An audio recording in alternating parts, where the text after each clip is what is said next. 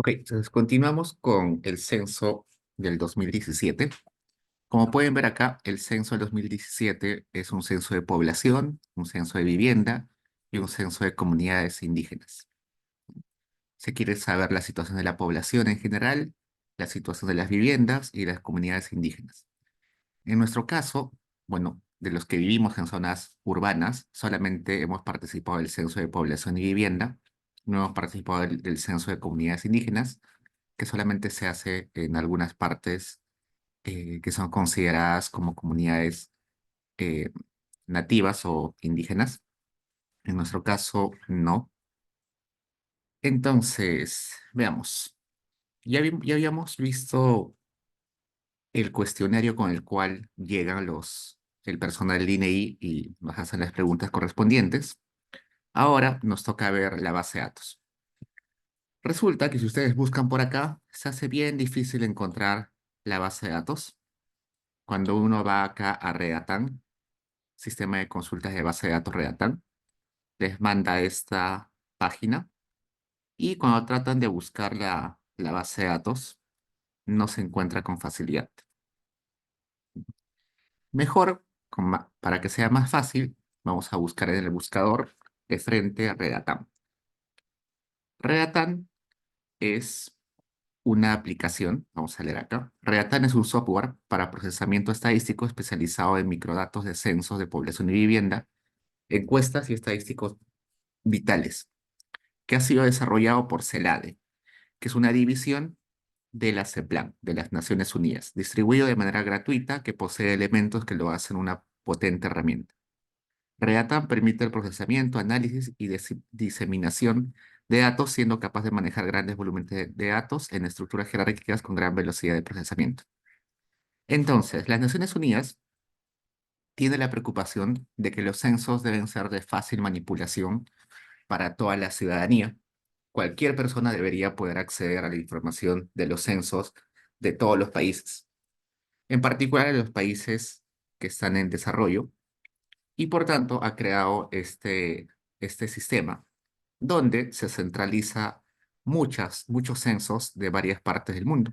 Si nosotros vamos acá a descargas y vamos a microdatos, acá vamos a encontrar varios censos.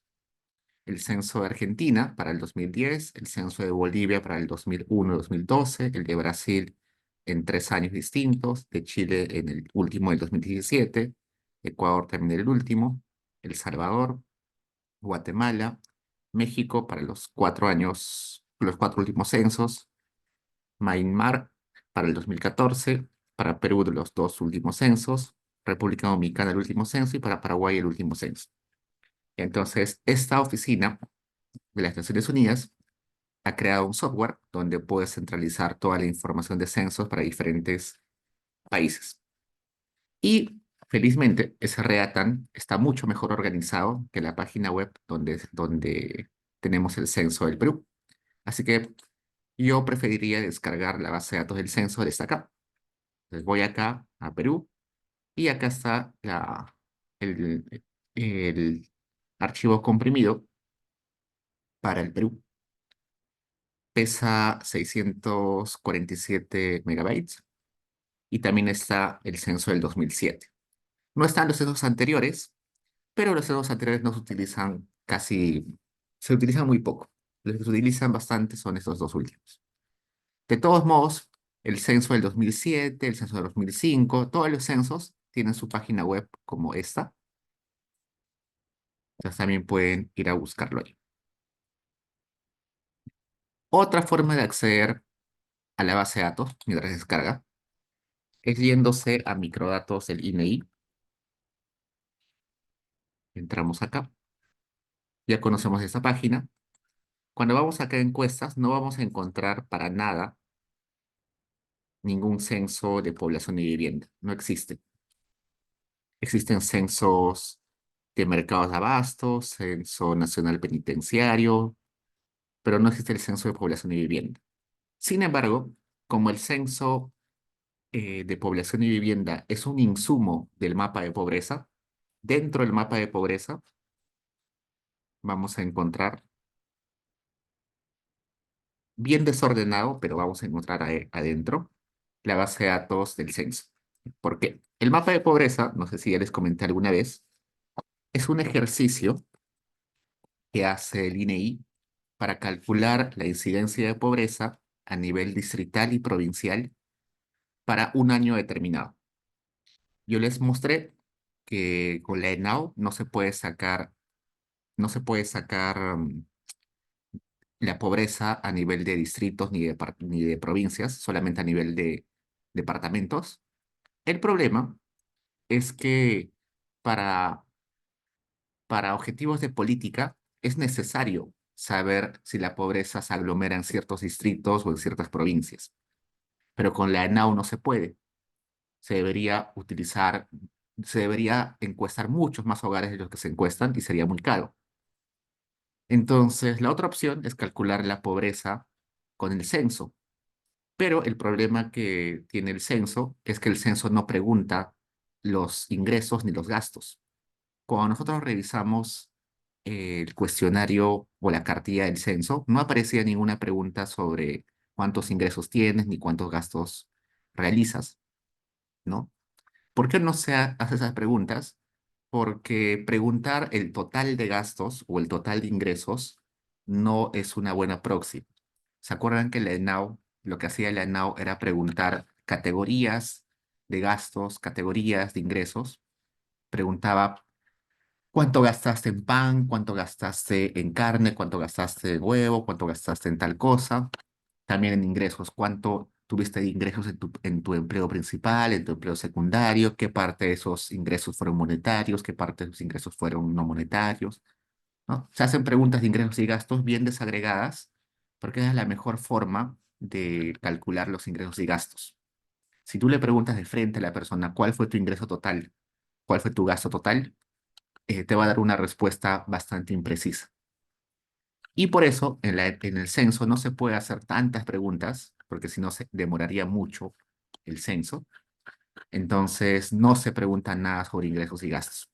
Entonces, con el censo no se puede calcular pobreza monetaria de ningún tipo, pero tienes información sobre características de los hogares, de casi todos los hogares del Perú. Mientras que con la ENAO puedes calcular pobreza, pero solamente hasta nivel departamental, pero no tienes inferencia para, para distritos ni provincias. Entonces, lo que se hace es que se hace un ejercicio que se llama estimación de áreas menores. Áreas menores se refiere a territorios chiquitos como distritos o provincias, donde se junta información de diferentes fuentes, entre ellas el censo y la encuesta nacional de hogares. Este está desactualizado. Este es del 2009. Vamos a buscar el 2017. Del 2018, perdón. El mapa de pobreza del 2018 utiliza el censo del 2017 y utiliza también la ANAU de algunos años. Vamos a ver de qué años. Esa información del censo y la ANAU la combina con otras fuentes de información. Fuentes de información como de la RENIEC, como del MIDIS, como del censo de escolar, como el censo de empresas, con datos administrativos del Ministerio de Educación, datos administrativos de otros ministerios, datos sobre atención de salud. Un montón de datos se juntan en una sola base para hacer predicciones sobre cuál debería ser la pobreza en cada distrito, dadas las características que están en el censo, en la ENAO y en las demás bases administrativas. Y así es como se logra estimar la incidencia de pobreza a nivel distrital y provincial. Entonces, este mapa, como necesita tanta información, solamente se hace de vez en cuando. El último mapa que se hizo fue el 2018. El mapa anterior fue el 2009. Y el mapa anterior a ese creo que es el mapa del 99. Entonces, no se hace regularmente porque necesita mucha cantidad de información. Pero es necesario hacerlo porque dentro de un departamento hay mucha simetría entre niveles de pobreza según distritos y provincias. Acá está el mapa. Vamos a revisar un poquito lo que les había comentado. Si vamos acá a fuentes de información, aparece el censo del 2017, que se combina con la encuesta nacional de hogares del 2017 y 2018, y con otras fuentes externas que son esta lista de acá. Datos de la ONP, de su salud, del CIS, del CIAGIE, de la ESE, del Plan de Salud Escolar, de CUNAMAS, del Registro Único de Usuarios de Programas Sociales, del Censo Agropecuario, de un montón de instituciones. Con toda esa información se hace un modelito de predicción de áreas menores que utiliza, creo que sigue utilizando Lazo, el método de Lazo, se ha puesto de moda, seguro ustedes han escuchado. Ese método es un método que trata de hacer un ajuste bien preciso y con ese modelito se predice la pobreza a nivel de distritos y provincias. Vamos a ver, por ejemplo, acá. Vamos a ver el mapa.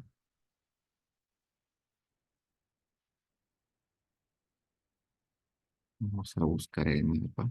Acá inclusive les explican cómo han hecho el modelo, qué variables se incluyen. Ya, miren, por ejemplo, acá, en este departamento o en esta provincia, Paruro, con los datos de la ENAU se podría estimar la pobreza en estos tres distritos. Entonces, se trata de hacer el mejor ajuste posible y se estima estos tres valores de pobreza para estos tres distritos. Para los demás no se puede porque no hay información suficiente. Entonces, en base a esos tres distritos, se hace una aproximación de cuál debería ser la pobreza en esos distritos vecinos. ¿Cómo? Con un modelito de predicción. Igual se hace un análisis para un montón, para todos los distritos, y al final me va a dar este mapita que está a nivel de provincias. Pues acá me dice que los distritos con mayor, que son más oscuritos, tienen mayor pobreza, y los que están casi blancos tienen pobreza bien baja. Esto es a nivel de provincias, también está a nivel de distritos. Este es el que está a nivel de distritos. Pero este es variación de la tasa de pobreza a nivel de distritos. Y por ahí también debe estar el, el mapita de la tasa de pobreza a nivel de distritos. Acá está. Este es distritos. Este del costado es pobreza, pero medida a nivel de necesidades básicas insatisfechas. Las NBIs. Las NBIs es una lista de 5 necesidades básicas que debería cubrirse sí o sí para tener una vida digna. Y acá hace una estimación de qué, qué porcentaje de hogares no cumple con esas necesidades básicas. Eso debería calzar más o menos con la pobreza monetaria, ¿no? Porque la pobreza monetaria y la pobreza en necesidades básicas debería tener algún correlato. Por eso que acá se compara, para ver que los lugares que son más oscuros para necesidades básicas también deberían ser los lugares más oscuros para la pobreza monetaria. O sea, acá se... Y sí, ¿no? Acá lo más oscuro, lo más rojo está en esa parte de la selva, acá también. Los más claros, que están acá en la costa, también están acá en la costa. Entonces, hace un análisis para comparar si hay una correlación entre ambas variables. ¿Cuál es el problema de de esta estimación? Bueno, además de que solamente se puede hacer algunos años y no siempre, el otro problema es que como es una estimación que utiliza muchos modelitos de predicción y muchos ajustes econométricos, no es una estimación precisa, es una aproximación bastante imprecisa. Por ejemplo, vamos a ir acá, voy a buscar un ejemplo interesante por acá. Ah, a ver, por ejemplo, esta. que el distrito María Parado de Bellido, de la provincia del Cangallo, en Ayacucho, según esta estimación, la pobreza en este distrito está entre 41,6 y 75,7. Está en ese rango. Es decir, no te da la tasa de pobreza en un número exacto, sino te dice la tasa de pobreza o la incidencia de pobreza en ese distrito puede estar entre el rango 41,6 hasta el límite 75,7. Es un rango muy amplio, ¿no? Hay cuántos son, más de 30% entre el límite inferior y el límite superior de ese intervalo. Entonces, es recontra impreciso.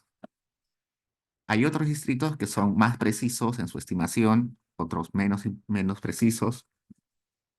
Por ejemplo, busquemos alguno que sea recontra impreciso. Por ejemplo,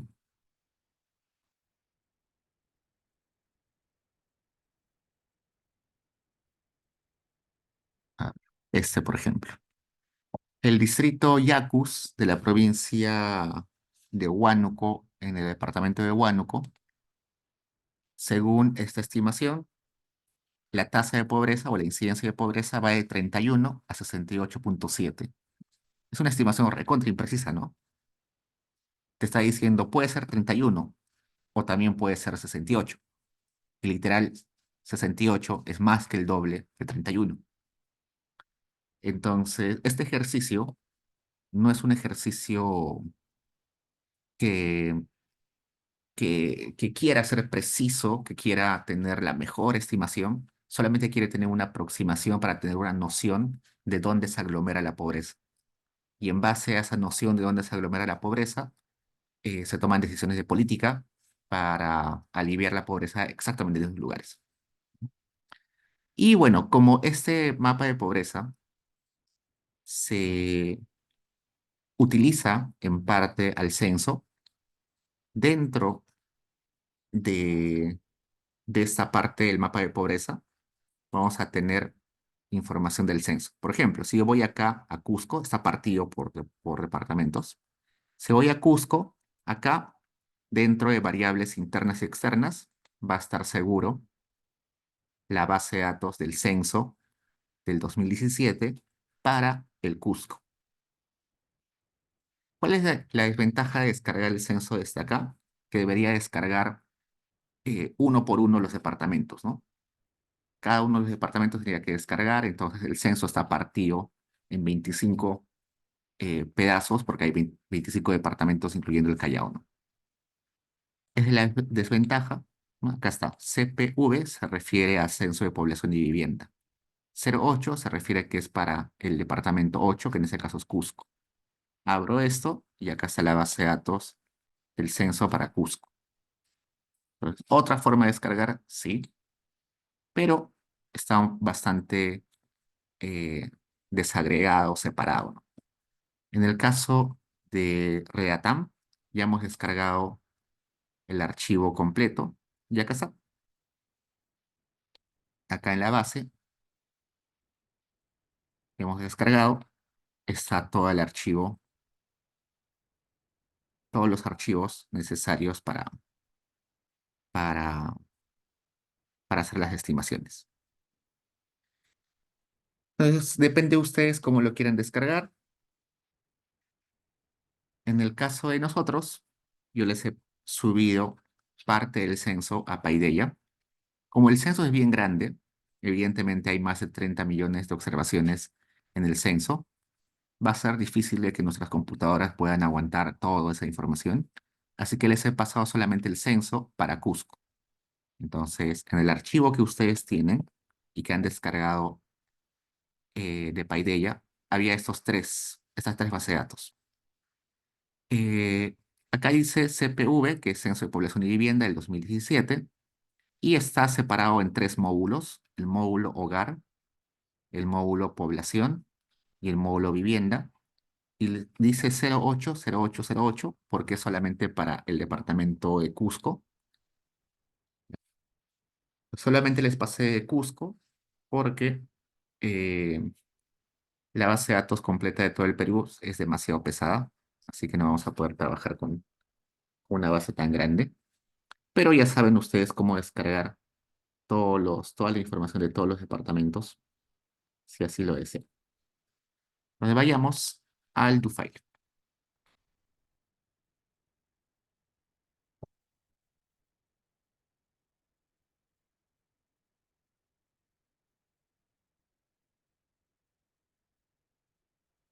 ¿Ok? Como siempre, tengo que poner el directorio. En este caso es esta carpeta que es semana 14. Voy a abrir el módulo de vivienda. Me dice que no está esa base de datos. Ah, perdón, acá me falta modificar semana 14. Acá en Global debería decir semana 14.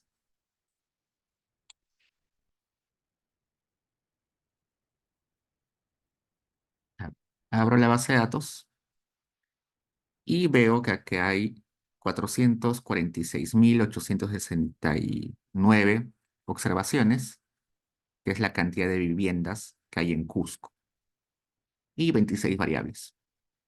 Son pocas variables, ¿no? En realidad está solamente lo básico, ¿no?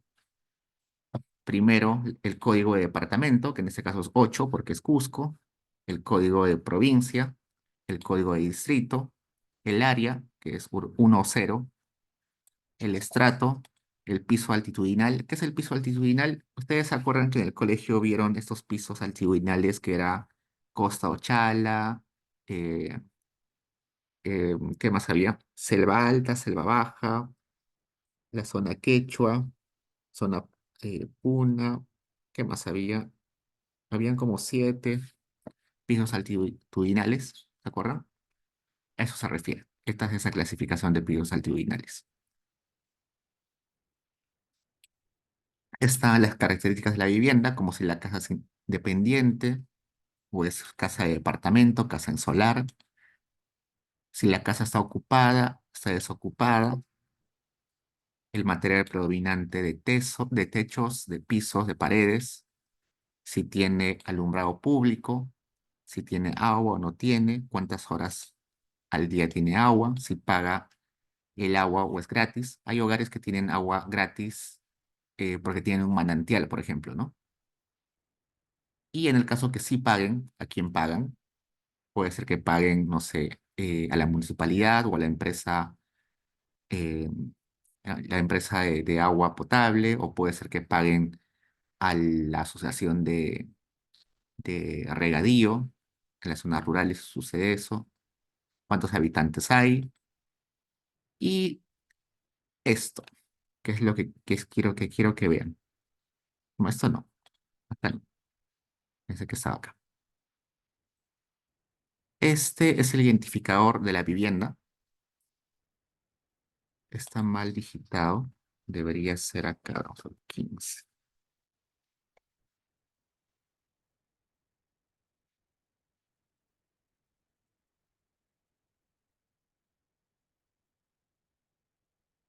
El código es bien grande, ¿no? Por eso es que salía raro, pero ahora que hemos aumentado el tamaño de la variable, se ve completo. Ese es el código de la vivienda. En ese módulo en realidad no hay mucho que hacer. Podemos crear algunos indicadores. Por ejemplo, vamos a crear el indicador agua si tiene agua potable, 1. Si tiene alcantarillado, le voy a poner 1 a la variable SSHH, que es servicios higiénicos. Si tiene luz, le voy a poner 1 en esa variable. Y vamos a crear una variable que se llame servicios 3 si tiene los 3 servicios básicos: agua potable dentro de la casa, alcantarillado dentro de la casa y luz, electricidad dentro de la casa.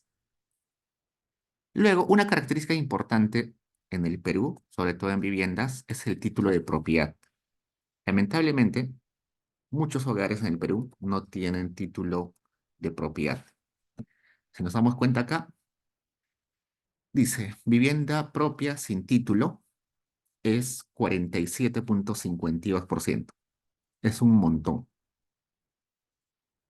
¿Por qué?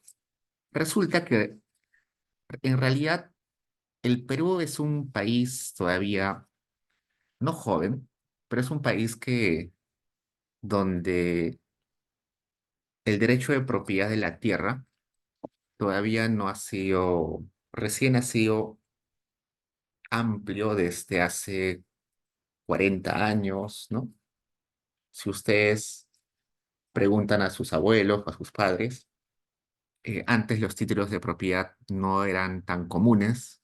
Lo que se solía tener es simplemente un acta de posesión, tener un comprobante de la comunidad donde vivías que te decía que tú eras el dueño, pero no había un sistema único como hoy en día hay, que es la SUNARP, ¿no?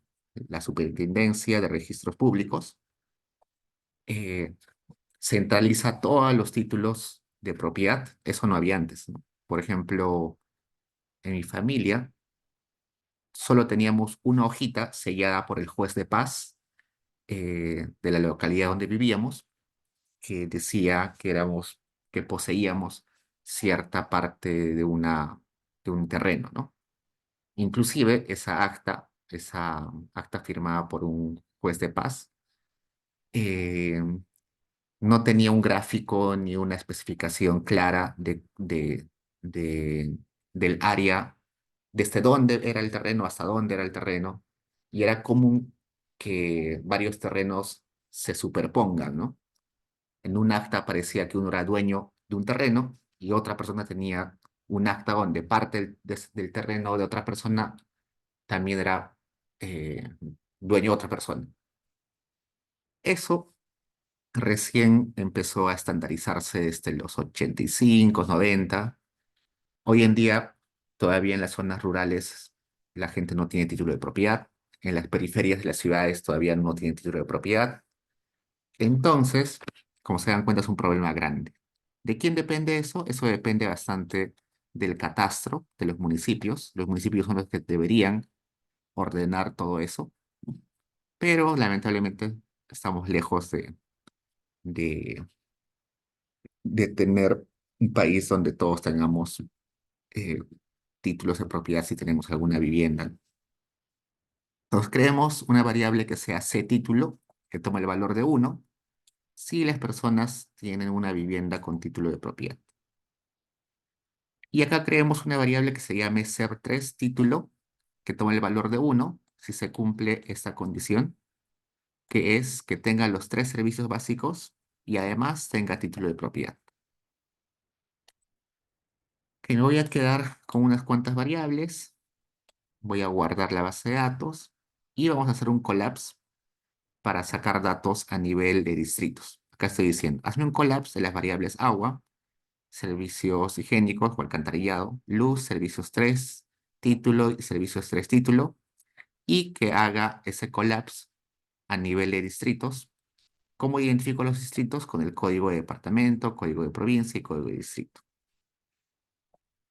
Veamos ahora, abro la base de datos. Mi base de datos antes tenía un montón, más de 200.000 observaciones, ahora solo tiene 112, porque en Cusco hay 112 distritos. Acá me dice que en el distrito 1 de la provincia 1, que está en Cusco, el 75% de hogares tiene agua potable, el 73% tiene red de alcantarillado dentro del hogar, el 90% tiene electricidad dentro del hogar, el 68,53% tiene los tres servicios básicos, el 34,70% tiene título de propiedad y el 27,77% tiene los tres servicios básicos y además tiene título de propiedad. Este distrito 2 es un poco bastante distinto, ¿no? Porque este tiene 31,10% de hogares con agua potable, tiene 15,98% de hogares con alcantarillado, tiene 71,25% de hogares con luz, tiene 11,89 hogares con con los tres servicios básicos, 2,85% con título de propiedad, muy poquito, y solamente el 0,74% de hogares que tienen a la vez los tres servicios, los tres servicios básicos y título de propiedad. Entonces, como se dan cuenta, hay bastante asimetría dentro de un solo departamento, ¿no? Acá inclusive hay distritos que tienen 0% de hogares que tengan a la vez los tres servicios básicos y título de propiedad. Por eso es que es necesario hacer estudios a nivel distrital, ¿no? Porque si hago un estudio a nivel departamental, estoy perdiendo esta simetría, esta simetría o dispersión de, de situaciones, ¿no? Dentro de un solo departamento hay distritos que tienen acá más de 30, casi 40% de hogares con los tres servicios de título, y a la vez hay distritos que tienen cero, ¿no? Acá cero. Entonces, esa es la justificación por la cual cada ciertos años se trata de hacer lo mejor posible un mapa de pobreza a nivel provincial y distrital. Ok, vayamos al módulo hogar. Abrimos. Y acá veo que hay 478.166 hogares. Hay más hogares que viviendas, ¿no? Y tiene sentido, ¿no? Ya hemos dicho en clases anteriores que dentro de una vivienda puede haber bastantes o diferentes hogares. Entonces acá tenemos el código de distrito, código de provincia, bueno, código de departamento, código de provincia, código de distrito, área, el código del hogar, y tenemos algunas preguntas sobre el comportamiento o la estructura del hogar. Por ejemplo, ¿qué utiliza para cocinar? ¿Utiliza electricidad, gas natural o gas de balón, carbón, leña, bosta u otro cocina?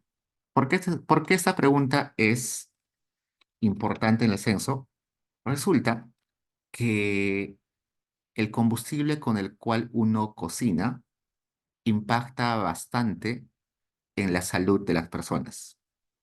Si uno cocina con algún tipo de, de insumo tóxico o contaminante, como por ejemplo leña, bosta, residuos agrícolas o carbón, esa familia está en condiciones, en mucha probabilidad de sufrir algún tipo de problema respiratorio. Porque cuando uno cocina, inclusive si tu casa es grande, cuando uno cocina, siempre el humo o los gases que se desprenden de la acción de cocinar se dispersan por la casa, ¿no?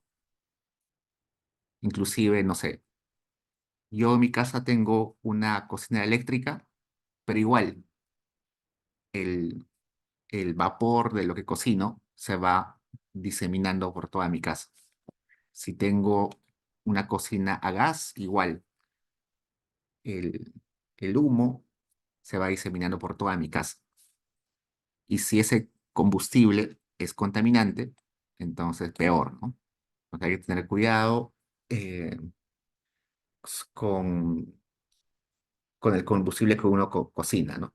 Y es por eso que hay algunos programas sociales, no solamente desde el Estado, sino también desde ONGs, que buscan que en el área rural se deje de cocinar con leña, perdón, con bosta o con residuos agrícolas. Y si se cocina con esos combustibles, se trata de poner esas chimeneas que hacen que casi nada de humo se quede dentro del hogar, ¿no? Inclusive la Católica tiene un programa eh, desde hace varios años que hace esas cocinas con chimeneas en las zonas rurales, ¿no? Han visto seguro en alguna propaganda de la universidad. Por eso es que se utiliza, es por eso que hay esa pregunta, ¿no? También hay preguntas sobre proxies de riqueza, sobre, por ejemplo, esto, si tiene equipo de sonido, televisor, cocina, refrigeradora, lavadora, horno microondas, licuadora, y un montón de, pro- de bienes en el hogar. Características sobre cuántas personas viven en el hogar, cuántos son hombres, cuántos son mujeres, y nada más. Solamente es eso para saber un poco la estructura del hogar, de la familia y algunos, algunos datos más. Voy a crear una variable que sea TV color si posee al menos un televisor y una variable refri que tome el valor de 1 si tiene una refrigeradora en el hogar. A ver, hagamos un tab de esas variables TV color y refri. Mejor un sumaráis. Sumaráis de TV color y refri. Acá sucede algo interesante. Miren, el 43,65% de los hogares de Cusco tiene televisor a color y el 19,22% de hogares de Cusco tiene refri. Es decir, hay más hogares que tienen televisor a color que hogares que tienen refrigerador. ¿Cuál creen ustedes que sea el artefacto entre estos dos que es más importante?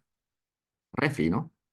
Refri es un artefacto muy necesario porque te permite guardar alimentos durante tiempos prolongados, te permite mantener sin contaminación a tus alimentos, ¿no? Si dejas tus alimentos sin refrigerar, se van a malograr y si los comes luego te puedes enfermar. También sirve como una forma de ahorro, ¿no? Porque si tienes refri, puedes comprar en grandes cantidades eh, tus productos y guardarlos en la refri normal. Pero si no tienes refri, tienes que ir a comprar todos los días al mercado o tienes que ir todos los días a la tienda para comprar lo que vas a consumir ese día. Y comprar poco en poco usualmente sale más caro que comprar en cantidad. Entonces, la refri, a pesar de ser un artefacto muy necesario,